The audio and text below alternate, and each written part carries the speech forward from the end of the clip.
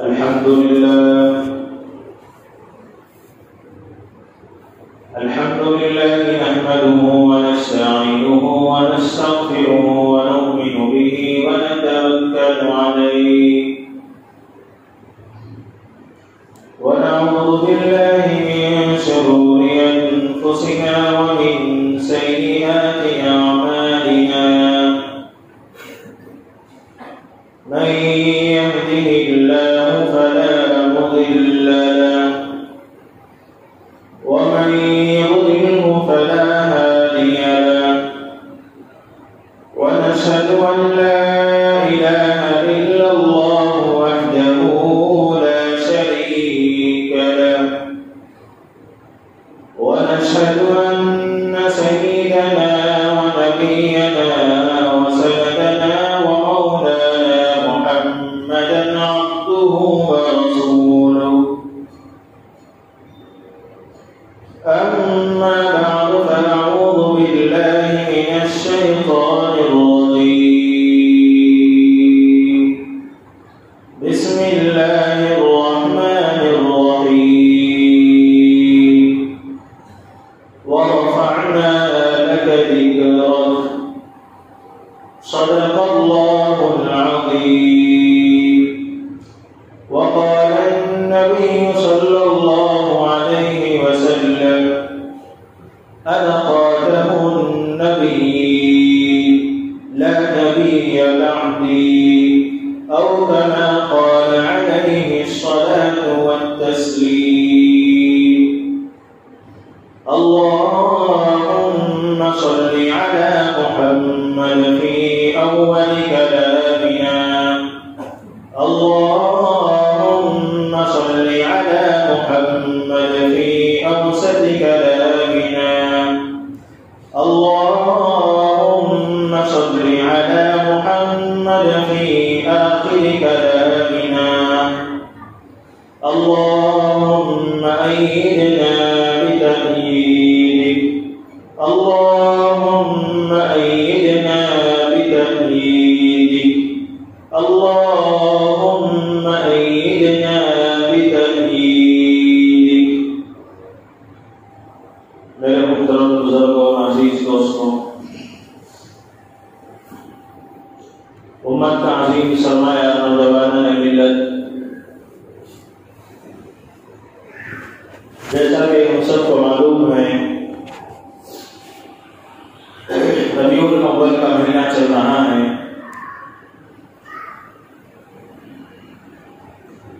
اسی سلسلے میں آپ لوگوں کے سامنے بیان ہو رہا ہے۔ گزشتہ جمعہ آپ لوگوں کے سامنے اسی عنوان پر بات چل رہی تھی، لیکن جنازہ ہونے کی وجہ سے موت پر بھی کچھ باتیں آپ لوگوں کے سامنے آئی۔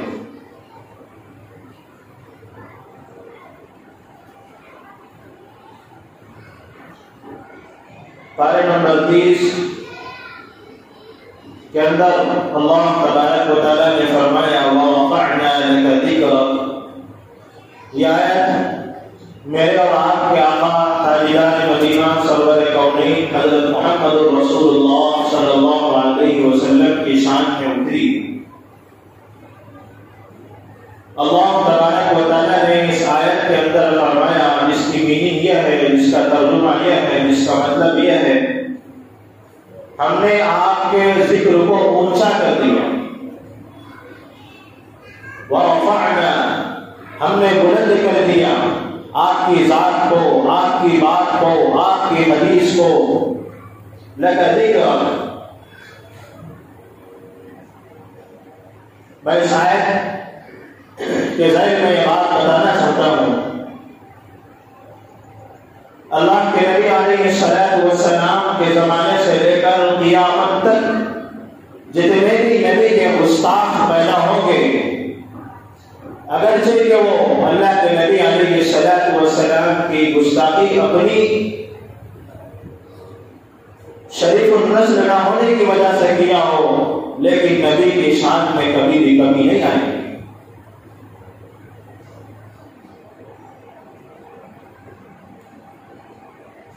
ہم نبی کی سنتوں پر عمل کریں یا نہ کریں، نبی کی سنت بہت بلند ہے۔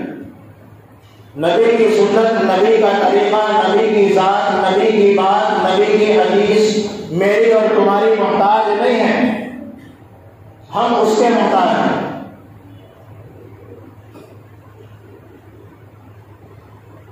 چاہے ساری دنیا مل کر نبی علیہ السلام کی سنتوں کو چھوڑ دے، تب بھی نبی کی شان باقی ہے، باقی رہے گی۔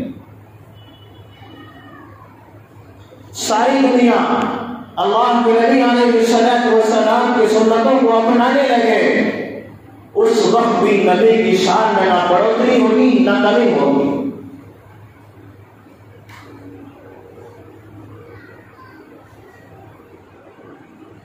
نبی کی شان میں گستاخی کرنے والے آتے رہیں گے، ہم ان کا جواب دیتے رہیں گے۔ قرآن کے آیتوں سے، احادیث کے جملوں سے، صحابہ کے واقعات سے، بزرگوں کے اقوال سے ہم ان کا مقابلہ کریں۔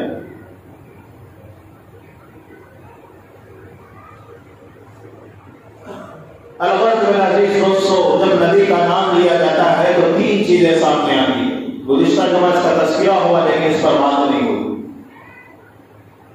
سب سے پہلی چیز، جب نبی کا نام لیا جاتا ہے تو ولادت سامنے آتی ہے۔ دوسری چیز، نبی کی تعریف سامنے آتی ہے۔ تیسری چیز، نبی کی سیرت سامنے آتی ہے۔ بہت سارے لوگ ایسے ہوتے ہیں کہ نبی کی ولادت پر خوشی مناتے ہیں، نبی کی تعریف نہیں کرتے، نبی کی سیرت کو نہیں اپناتے تو ان کو جنت نہیں ملے گی۔ بہت سارے لوگ دنیا میں ایسے بھی ہیں، ایسے بھی فرقے موجود ہیں، ایسی بھی جماعتیں دنیا میں موجود ہیں جو نبی کی تعریف تو کرتی ہے لیکن نبی کی سیرت اپناتی نہیں، یہ بھی جنت سے دور ہے۔ لیکن ان میں ایک جماعت ایسی ہے جو نبی کی سیرت کو اپناتی ہے، نبی کی تعریف بھی کرتی ہے، نبی کی ولادت کا تذکرہ بھی کرتی ہے، تو یہ جنت کے مستحق۔ تین چیزیں ہیں، نبی کی ولادت، نبی کی تعریف، نبی کی سیرت۔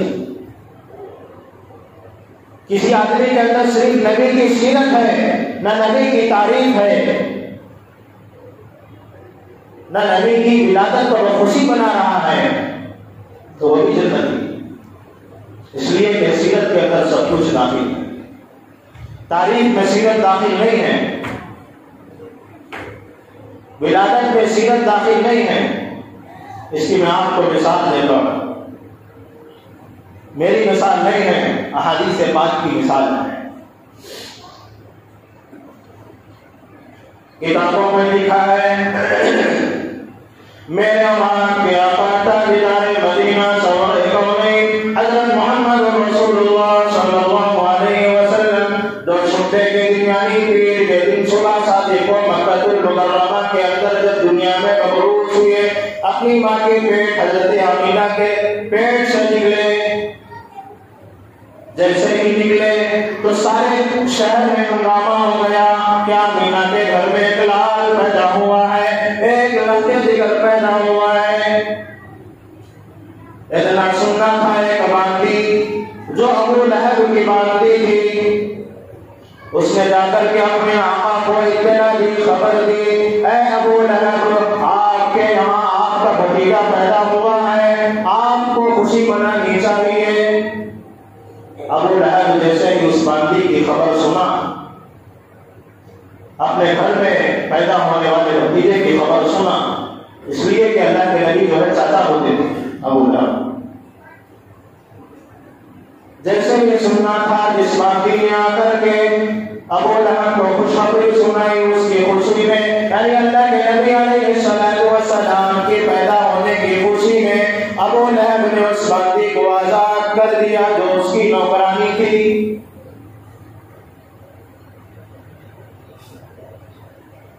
ہمیں اس واقعے سے معلوم ہوتا ہے نبی کی ولادت پر خوشی منانا، نبی کی ولادت پر کوئی اور چیز جو رسومات آج کل دنیا میں پیدا ہو چکے ہیں ان کو اختیار کرنا، ان کو اپنانا، ہم سب کو جنت کا مستحق نہیں بنا سکتا۔ آپ دیکھ لیجیے ابو لہب کو جنت کا مستحق نہیں بنا، نہ اسے ایمان کی دولت نصیب ہوئی، حالانکہ وہ نبی کی ولادت پر خوشی منایا ہے، اپنی باندھی کو آزاد کر دیا۔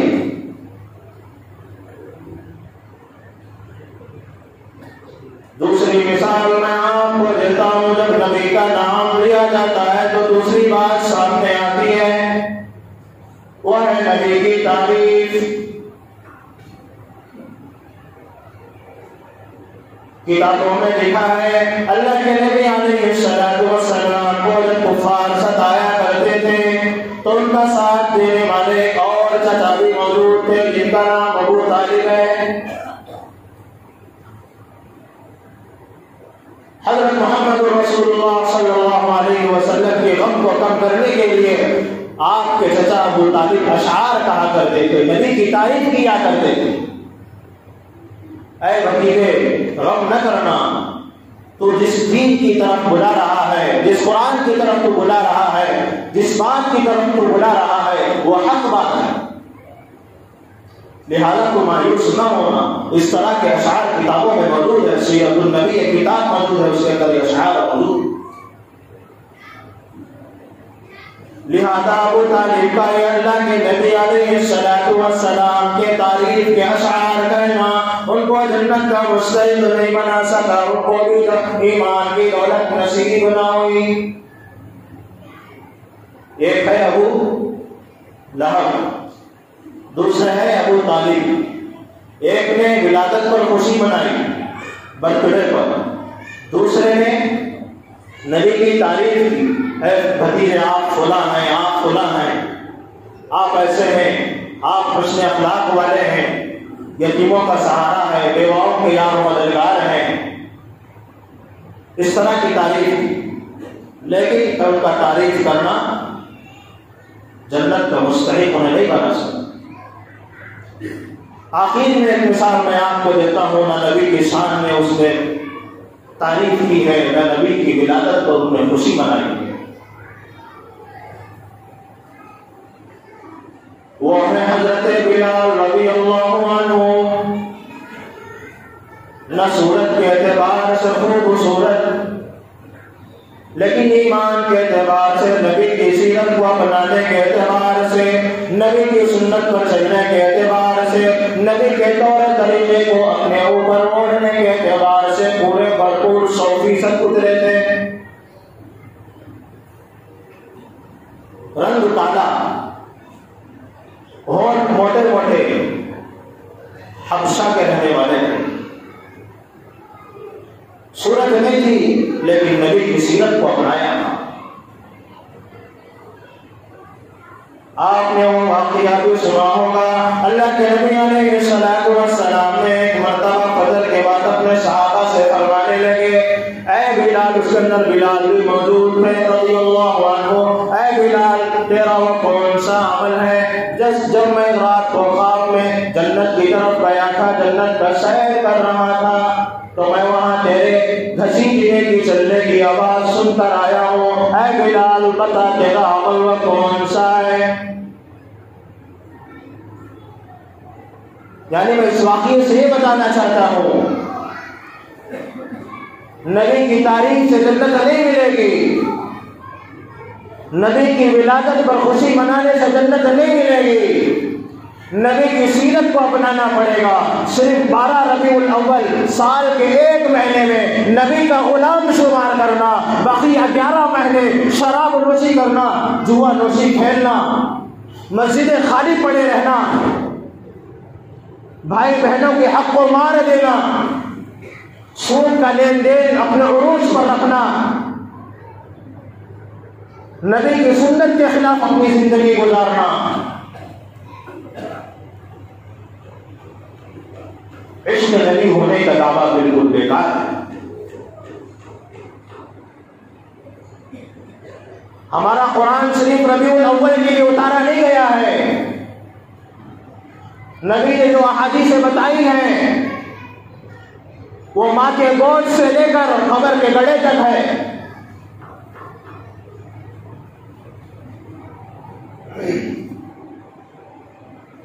لہذا جو آدمی نبی کی سیرت کو لے کر کے چلے گا،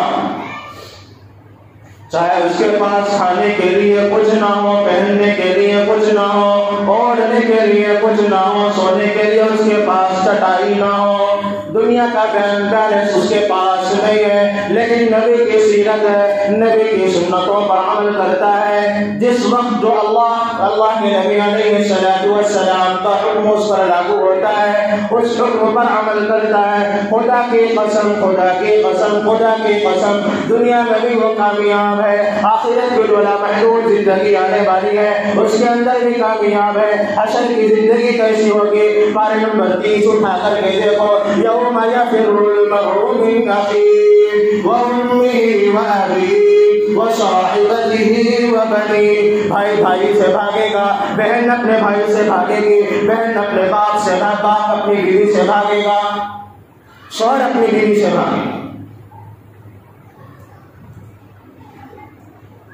ایسا نفسا نفسی کا عالم ہوگا۔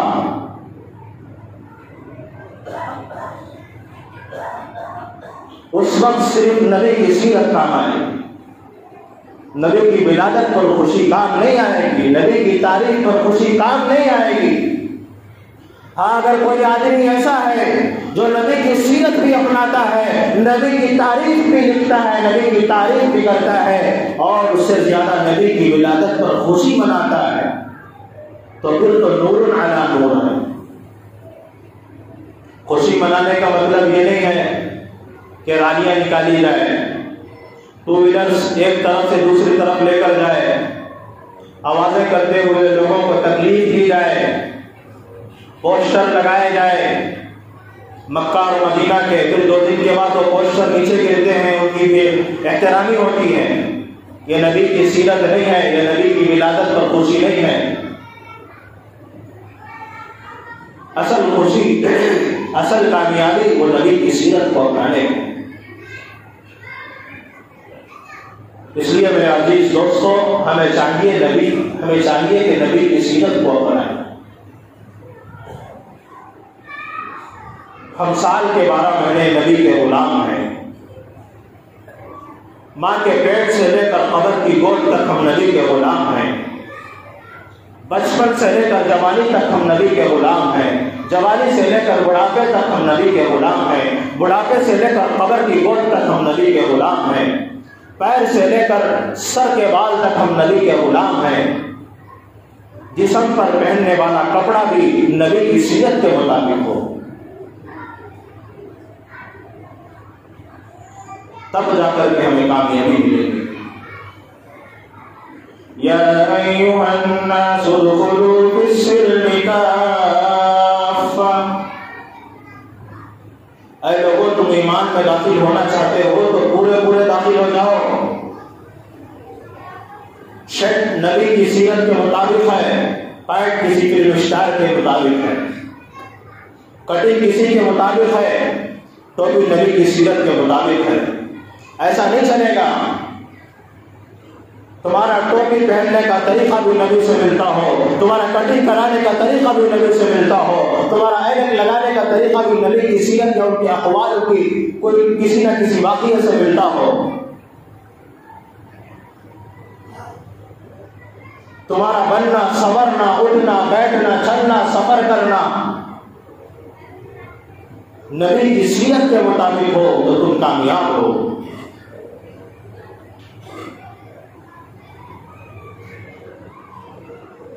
ایک چھوٹا سا واقعہ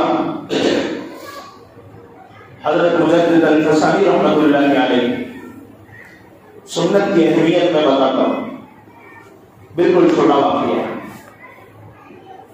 جب زندگی کا آخری مرحلہ تھا حضرت مجدد الفسانی رحمۃ اللہ علیہ کا، ان کی مزار جو ہے پنجاب کے اندر موجود لدھیانہ، الحمدللہ میرا وہاں پہنچنا بھی ہوا تقریباً 4 سال پہلے۔ سرحد ایک علاقہ ہے وہاں پر حضرت مجدد الفسانی رحمۃ اللہ علیہ فرماتے ہیں آخری مرحلے میں زندگی کے آخری لمحات میں میری زندگی میں میں ہو سکتا تھا سو سنت پر عمل کر سکتا تھا، میں ساری سنتوں پر عمل کر چکا، لباس کے اعتبار سے ہو، کٹنگ کے اعتبار سے ہو، پاجامہ کے اعتبار سے ہو، ٹوپی کے اعتبار سے ہو، لکھنے کے اعتبار سے ہو، پڑھنے کے اعتبار سے ہو، ہر سنت میں نے اپنائی ہے، ہر سنت میں نے ادا کی ہے، لیکن افسوس اس بات کا ہے ایک سنت رہ گئی ہے۔ سامنے والے نے پوچھا حضرت وہ سنت کون سی ہے؟ افسوس کس بات کا؟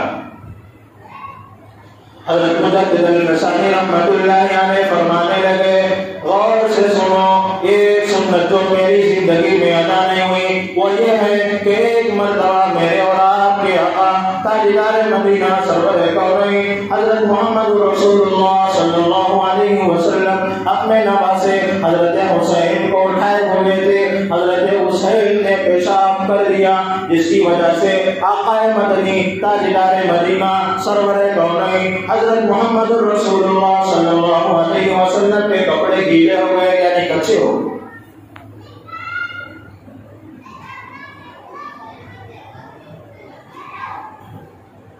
حضرت مجدد الفسانی رحمۃ اللہ علیہ فرمانے لگے میری ایک سنت رہ گئی، میرا کوئی نواسا نہیں ہے، اللہ نے بیٹی تو دی ہے لیکن نواسا نہیں دیا ہے، یہ ایک سنت میری زندگی میں رہ گئی۔ کیسی تڑپ تھی سنت کو ادا کرنے کی، کیسا جذبہ تھا، کیسا شوق تھا سنت کو ادا کرنے کا۔ آج ہمیں سنتوں پر سنتوں کا علم ہے لیکن ہمارے سامنے ہم سنتوں کے جنازے اڑاتے ہیں۔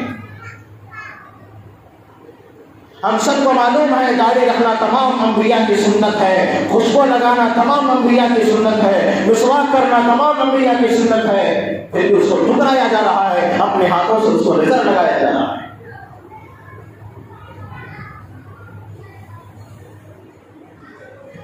اس عمل سے نبی کو بہت تکلیف ہوگی۔ نبی کے عشق کا دعویٰ کرنے والا اس کے چہرے پر داڑھی نہیں ہے، خوشبو کا استعمال نہیں کرتا، مسواک کا استعمال نہیں کرتا، جب چپل پہننے کا موقع آتا ہے تو نبی کی سیرت کو ٹکرا دیا تھا۔ میرے اور آپ کی آقا تاجدار مدینہ سرور کونین حضرت محمد رسول اللہ صلی اللہ علیہ وسلم نے ہمیں پیشاب پاخانہ کس طرح بیٹھا جاتا ہے اس کا بھی طریقہ بتایا ہے۔ ایک مرتبہ ایک صحابی رسول رضی اللہ عنہ پاخانہ کو بیٹھنے کا طریقہ بتا رہے تھے۔ یہودی یا نصرانی دیکھ کر کہنے لگا کہ آپ کے نبی اتنے بیہودہ اور چیزیں بتاتے ہیں کہ پیشاب اور میخانہ بیٹھنے کا طریقہ بھی بتا رہے ہیں۔ فوراً اللہ کے نبی کی شان میں یہ سننا تھا، صحابی رسول کہنے لگے ہمارا دین، ہماری باتیں، ہماری حدیث، ہمارے نبی کی زبان سے نکلی ہوئی بات سچ ہوتی ہے۔ ہمارا نبی یہ نہیں چاہتا، ہماری حدیث ہمیں یہ نہیں بتاتی کہ ہمیں پیخانہ بیٹھتے وقت بھی کسی دوسرے کا طریقہ اپنانا ہو۔ ہم طریقہ اپناتے بھی ہیں تو نبی کا طریقہ اپنائیں، اسی میں ہماری کامیابی۔ دوسرے دین کی ہمیں محتاج نہیں ہے۔ وَمَن يَبْتَغِ غَيْرَ الْإِسْلَامِ دِينًا فَلَن يُقْبَلَ مِنْهُ، جو اس دین کے علاوہ، نبی کی سیرت کے علاوہ، قرآن کے علاوہ، نبی کی احادیث کے علاوہ، نبی کی نماز کے علاوہ، نبی کے روزوں کے علاوہ کوئی دوسرا روزہ لے کر آئے گا، کوئی دوسری شریعت لے کر آئے گا، کوئی دوسرا مذہب لے کر آئے گا، فَلَن يُقْبَلَ مِنْهُ، ہرگز قبول نہیں کیا جائے گا۔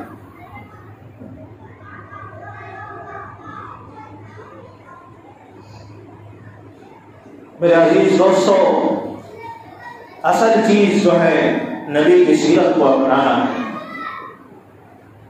نبی کی سیرت کو اپناتے ہوئے نبی کی تعریف کریں۔ خالی نبی کی تعریف ہمیں جنت میں لے کر نہیں جا سکتی۔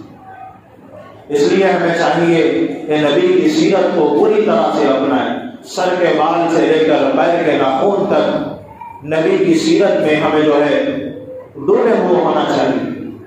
سامنے والا دیکھ کر کے کہے کہ یہ نبی کا عاشق جا رہا ہے، یہ نہ کہے کہ یہ امیر خان کا جو ہے اس کو اپنانے والا جا رہا ہے، یہ نہ کہے کہ یہ سلمان کو ماننے والا جا رہا ہے، یہ کہے کہ آقا مدنی صلی اللہ علیہ وسلم کا غلام جا رہا ہے۔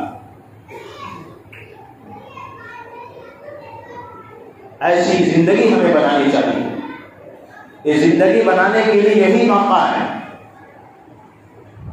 گزشتہ جمعہ جیسا کہ آپ سب کو معلوم ہے جنازہ موجود تھا، ایک دن ہمارا بھی جنازہ اسی طرح مسجد کو لایا کرے گا، چاہے ہم 20 سال دیے، چاہے 60 سال دیے۔ اللہ کے نبی علیہ السلام نے ایک حدیث میں فرمایا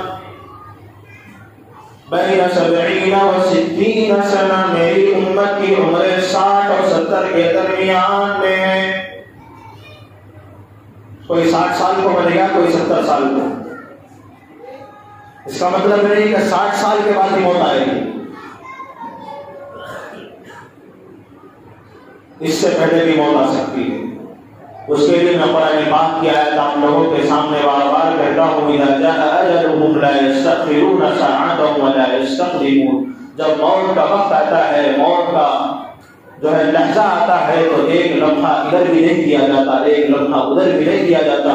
یہ نہیں دیکھا جاتا کہ امام صاحب نے نماز پڑھا دے اس کے بعد روح قبض کریں گے، یہ نماز پڑھ رہا ہے سجدے سے اٹھ جائے اس کے بعد روح قبض کریں گے۔ یہ نہیں دیکھا جاتا کہ اس کے پیچھے اتنے مسلیاں ہیں، اس کی روح قبض کر دی جائے گی تو ان کا نماز کا کیا حال ہوگا، یہ نہیں دیکھا جائے گا۔ جب وقت آ جاتا ہے تو نہ ایمان کو دیکھا جاتا ہے، نہ مسلی کو دیکھا جاتا ہے، نہ مالدار کو دیکھا جاتا ہے، نہ غریب کو دیکھا جاتا ہے، نہ کالے کو دیکھا جاتا ہے، نہ گورے کو دیکھا جاتا ہے، کسی کو نہیں دیکھا جاتا۔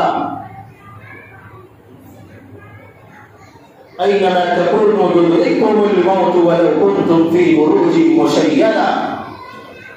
موت تمہیں آ کر کے پکڑے گی اگرچہ کہ تم مضبوط قلعے کے اندر داخل ہو جاؤ، چٹانوں کے اندر تم داخل ہو جاؤ، کانچ کا محل بنا کر کے تم اس کے اندر داخل ہو جاؤ، زمین کے اندر تم جا کر کے محل بنا کر کے اس کے اندر تم داخل ہو جاؤ۔ ہر جگہ تمہیں موت اس کے وقت پر آ کر کے پکڑے گی۔ اس لیے میرے عزیز دوستو، موت آنے سے پہلے پہلے نبی کی سیرت کو اپنانا ہے۔ اگر ہم نبی کی سیرت کو نہیں اپنائیں گے میرے عزیز دوستو، کل قیامت پہ ہمارا حشر بہت برا ہوگا۔ ایک اور واقعہ مجھے یاد آ رہا ہے، انشاءاللہ بتا کر کے بات ختم کرتا ہوں۔ جب حشر کا میدان قائم ہوگا، اعمال نامے دیکھے جائیں گے سب کے۔ یہاں پر جو ہے فرشتے موجود ہیں، جو سیدھے ہاتھ کی طرف جو فرشتہ ہے وہ اچھے اعمال لکھتا ہے، اور بائیں ہاتھ کی طرف جو فرشتہ ہے وہ برے اعمال لکھتا ہے۔ کل قیامت کے دن حشر کا میدان ہوگا، یہ فرشتے جو نام اعمال جو ریکارڈ ان کے پاس ہوگا بندے کا، وہ سب کل قیامت کے دن پیش ہوگا۔ چنانچہ ایک بندے کا سب نام اعمال پیش ہوگا، وہ بندے کے نام اعمال کے اندر برائیاں بھی برابر ہوں گی، نیکیاں بھی برابر ہوں گی۔ اللہ تبارک و تعالیٰ اس سے کہیں گے کہ تیری نیکیاں بھی برابر ہیں، تیری برائیاں بھی برابر ہیں۔ اگر تو جنت میں جانا چاہتا ہے تو ایک نیکی لے کر آ، تیرا وزن بڑھ جائے گا، تو جنت میں چلا جائے گا۔ اگر نہیں لے کر آئے گا تو تیرا حساب اتنا ہی، یعنی آتک کی طرح حساب ہے، نہ جنت میں نہ دوزخ میں۔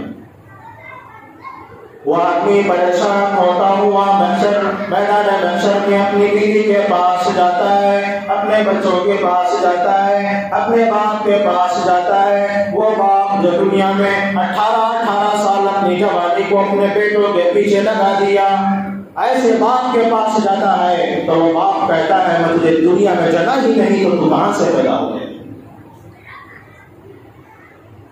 ایسا عالم ہوگا نفسا نفسی کا کل قیامت کے دن. ماں کے پاس جب بیٹا جائے گا تو ماں بھی یہی جواب دے گی. بھائی کے پاس جائے گا, بھائی منہ پھیر دے گا. یوم یفر المرء من اخیہ, دوسرا راستہ پکڑے گا. ہر آدمی منہ پھیر دے گا. یہ آدمی لاچار ہو کر پورا میدان محشر گھومتا ہوا ہوگا, چکر لگاتا ہوا ہوگا. آخر میں ایک آدمی کے پاس پہنچتا ہے, دیکھتا ہے کہ سامنے والا آدمی بیٹھا ہوا ہے. بیٹھا ہوا آدمی پہچان لیتا ہے کہ اس کو کوئی چیز کی ضرورت ہے. اسے بلا کر کے پوچھتا ہے تمہیں کس چیز نے پریشان کیا ہے. وہ کہتا ہے کہ میرے نام اعمال اللہ تبارک و تعالیٰ کے سامنے پیش ہوئے, میری نیکیاں برابر ہے, میرے گناہ بھی برابر ہے. مجھے جنت میں جانے کے لیے صرف ایک نیکی چاہیے. بیٹھا ہوا آدمی کہتا ہے میری زندگی میں صرف ایک نیکی ہے, میرے پاس پورے گناہ ہیں, میں ایک نیکی سے جنت میں نہیں جا سکتا, لہذا میرا فیصلہ تو جہنم ہوگا. اس لیے لے جا, یہ نیکی تیرے حوالے ہے, تو میری طرف سے جنت میں جائے گا. وہ نیکی اس کو دے دیا جاتا ہے. جب وہ آدمی اللہ کی خدمت میں حاضر ہوتا ہے تو اللہ پوچھتے ہیں کیا نیکی لے کر آیا ہو؟ وہ آدمی کہتا ہے ہاں میں ایک نیکی لے کر آیا ہوں, میرا پڑھنا وزن ہو جائے گا, میرا پڑھنا بھاری ہو جائے گا, میں اب جنت کا مستحق ہو جاؤں گا. تو اللہ تبارک و تعالیٰ پوچھتے ہیں اے میرے بندے تجھے نیکی دینے والا کون ہے؟ مجھ سے زیادہ سخی کون ہے؟ مجھ سے زیادہ عطا کرنے والا کون ہے؟ وہ بندہ کہتا ہے ایک آدمی ہے جس کے پاس ساری کی ساری برائیاں ہیں, سارے کے سارے گناہ ہیں, صرف ایک نیکی اس کے پاس تھی. اس نے قانون کے مطابق یہ سمجھا کہ میں قانون کے مطابق جنت میں نہیں جا سکتا, فیصلے کے مطابق میں جنت میں نہیں جا سکتا, لہذا وہ مجھے ایک نیکی دے دیا. اللہ تبارک و تعالیٰ آرڈر جاری فرماتے ہیں کہ فلاں آدمی جو ایک نیکی دیا ہے اس کو لے کر کے آؤ. فرشتے اس کے پاس جاتے ہیں, اس آدمی کو لے کر آتے ہیں. جب اللہ کے سامنے وہ ہوتا ہے اللہ پوچھتے ہیں کہ اے میرے بندے تو نے ایک نیکی کیوں دے دی ہے؟ بندہ کہتا ہے میرے پاس کچھ نہیں ہے, صرف ایک نیکی تھی. میں یہ چاہتا تھا کہ ایک نیکی جو میرے کام نہیں آنے والی ہے ایک بندے کے کام آ جائے گی, اس کی زندگی سنور جائے گی, اس کو جنت کی سرٹیفکیٹ مل جائے گی, اس کو جنت کا داخلہ مل جائے گا. اس لیے میں نے اس کو ایک نیکی دے دی ہے. قانون کے مطابق مجھے جہنم کا فیصلہ ہوگا, میں ایک نیکی لے کر کے کیا کروں گا؟ اللہ تبارک و تعالیٰ کی رحمت کو جو شانہ ہی تھا تو اللہ تبارک و تعالیٰ نے اس بندے سے فرمایا جو نیکی دیا تھا اے میرے بندے تو ایک نیکی دے سکتا ہے, قانون کے مطابق تجھے سوچ کر کے تجھے جہنم میں ڈال دیا جائے گا.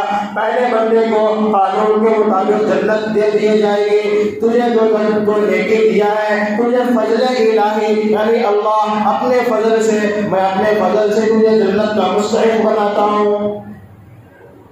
ایک کو قانون کے مطابق جنت, جو نیکی دیا ہے اس کو رحمت کے فیصلے میں, حکم الہی کے فیصلے میں, رحم کے فیصلے میں اللہ تبارک و تعالیٰ نے جنت کا فیصلہ دیا.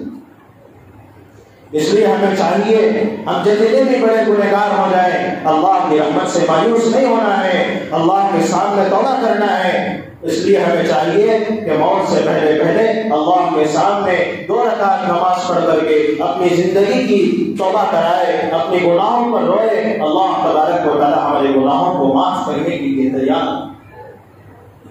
الغرض ایک اور قصہ یاد آ رہا ہے انشاءاللہ آئندہ جمعہ آپ لوگوں کے سامنے اسی عنوان پر آگے بات ہوگی. اللہ تبارک و تعالیٰ سے دعا ہے کہ اللہ تبارک و تعالیٰ ہم سب کو اللہ کے نبی علیہ الصلوۃ والسلام کی سیرت کو اپنانے کی توفیق نصیب فرمائے. آمین. وآخر دعوانا الحمد للہ رب العالمین.